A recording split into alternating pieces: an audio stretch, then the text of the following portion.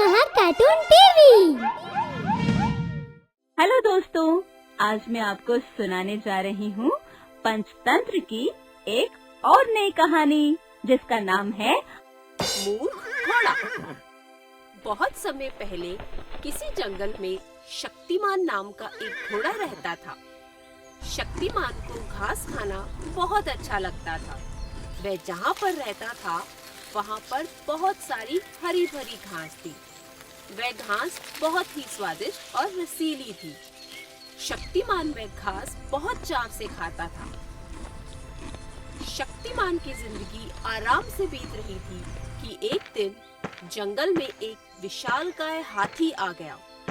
हाथी घूमता हुआ उस जगह पहुंचा जहां शक्तिमान घास चरता था।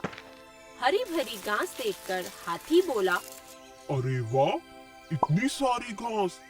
मैंने कितने दिनों से भरपेट भोजन नहीं किया। आज इसे खाने में बहुत मजा आएगा। हाथी शक्तिमान की घास चरने लग जाता है। हाथी को घास खाने में बहुत मजा आता है। हाथी को घास खाता देख शक्तिमान को बहुत दुख होता है। वह सोचता है, यह घास मेरा भोजन है। ना जाने यह हाथी यहाँ से कब जाएगा। हाथी को वह जगह बेहद पसंद आ गई। हाथी को उसकी जगह पर कब्जा करते देख शक्तिमान परेशान हो गया। वह सोचने लगा, यह हाथी तो यहाँ से जाने का नाम ही नहीं ले रहा है।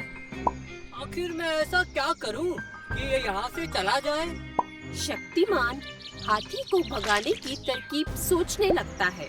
शेर हाथी का सबसे बड़ा शत्रु होता है।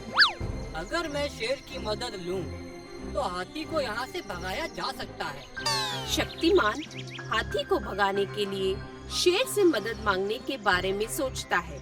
नहीं नहीं, अगर मैं शेर की मदद लेता हूँ तो कहीं ऐसा ना हो कि शेर मुझे ही मारकर खा जाए। शेर की मदद मैं नहीं ले सकता। शक्तिमान फिर इंसान की सहायता लेने के बारे में सोचता है। क्यों ना मैं किसी इंसान की मदद लूं? इंसान भी मेरी सहायता कर सकता है। ऐसा सोचकर शक्तिमान जंगल की सीमा पर किसी इंसान से मदद मांगने गया। सीमा पर उसे एक आदमी मिला। शक्तिमान ने आदमी को हाथी के बारे में बताया और कहा, वह हाथी मेरी सारी घास खराब कर रहा है। क्या तुम मेरी उस हाथी को भगाने में सहायता करोगे? आदमी शक्तिमान घोड़े की बात सुनकर थोड़ा सोचता है और जवाब देता है, मैं उस हाथी को मारकर तुम्हारी मदद कर सकता हूँ, लेकिन ऐसा करने के लिए मुझे तुम्हारा भी सहयोग चाहिए। शक्तिमान यह सुनकर बहुत खुश होता है और आदमी से पूछता है, मैं तुम्हारी किस तरह से मदद कर सकता हूँ? आदमी बोलता है, हाथी को मारने के लिए मुझे तुम्हारी पीठ पर बैठना होगा। अगर अपनी जान बचाने के लिए हाथी भागा तो मुझे उसका पीछा करना पड़ेगा।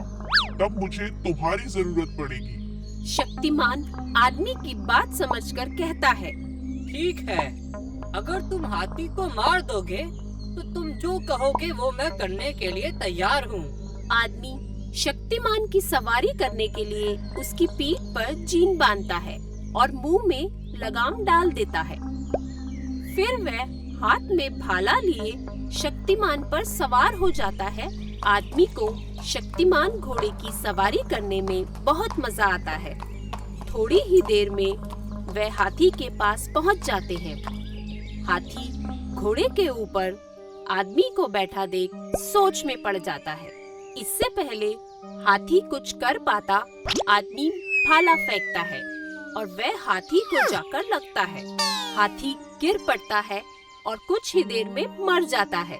शक्तिमान हाथी के मरते ही बहुत खुश होता है और आदमी से कहता है, हाथी को मारकर मेरी घास बचाने के लिए मैं तुम्हारा धन्यवाद करता हूँ।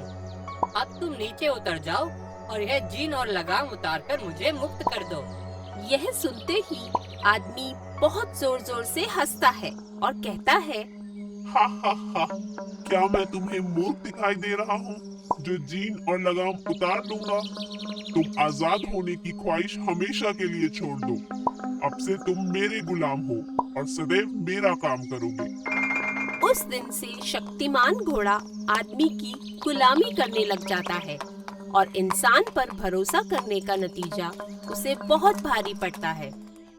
तो बच्चों, इस कहानी से हमें ये शिक्षा मिलती है कि हमें बिना सोचे समझे कभी किसी पर विश्वास नहीं करना चाहिए। अगर आपको हमारे वीडियोस पसंद आ रहे हों, तो इन्हें लाइक करें, चैनल सब्सक्राइब करें और हमारे कार्टून शो सबसे पहले देखने के लिए बेल आइकन दबाना ना भूलें।